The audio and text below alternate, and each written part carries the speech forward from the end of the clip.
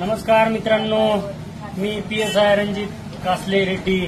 तर मी आहे आता गाडी चेंज केलेली आहे. आता असंच फिरणार जोपर्यंत बेल होत नाहीत. अजून 3 बेल बाकी आहेत. आता ते त्यांचे व्हिडिओ सुरू केल्यानंतर ते माझ्या मागे लागलेले आहेत परत टोल हे ते. आता मी अशीच गाडी वापरणार बगर नंबरची आणि मग मस्तपैकी आता मागच्यासारखंच चॅलेंज देणार अजूनही.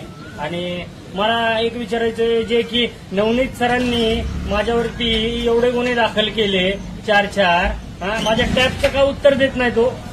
द्या ना उत्तर टॅबचं. पत्रकार परिषद घ्या किंवा एखाद्या पत्रकाराला सांगून टाका तो टॅब मी घेतला नाही किंवा तो कासलेचाच आहे, कासले वापरतो.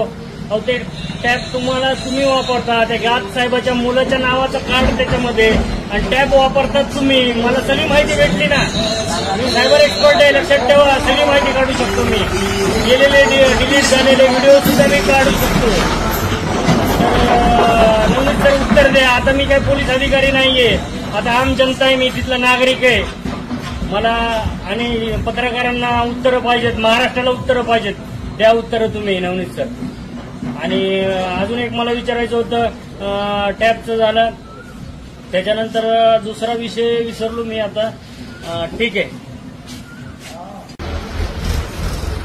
तर मला ते हे विचारायचं होतं की खोटे गुन्हे दाखल केले काळेचे आणि त्यांनी सांगितलं की डिसेंबरमध्ये माझी ओळख झाली आणि पैसे आले मला कधी 11व्या महिन्यात इलेक्शनच्या दुसऱ्या दिवशी.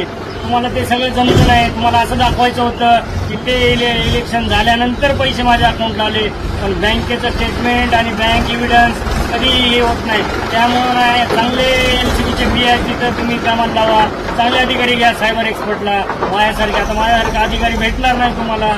तर तो गुन्हा दाखल केला आणि 75% रक्कम परत दिली होती ना मी, 7.5 लाख रुपये.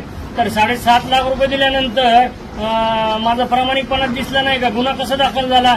लोक येतात फसवणुकीचे, तर 10,000 दिले तरी ते पार्ट पेमेंट केलं म्हणून त्यांचा अर्ज निकाली काढतात आणि गुन्हा दाखल होत नाही.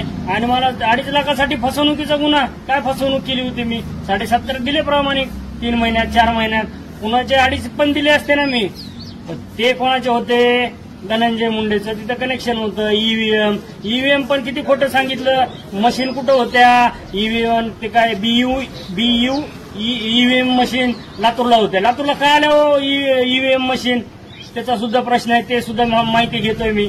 आणि जे नेमलेले होते त्याच्यावरती ऑब्झर्व्हर तामिळनाडूतून आल्या होत्या, महानिरीक्षक आणि काही अधिकारी इथले होते. वाल्मिक कराडच्या मर्जीतले अधिकारी होते तिथं. आणि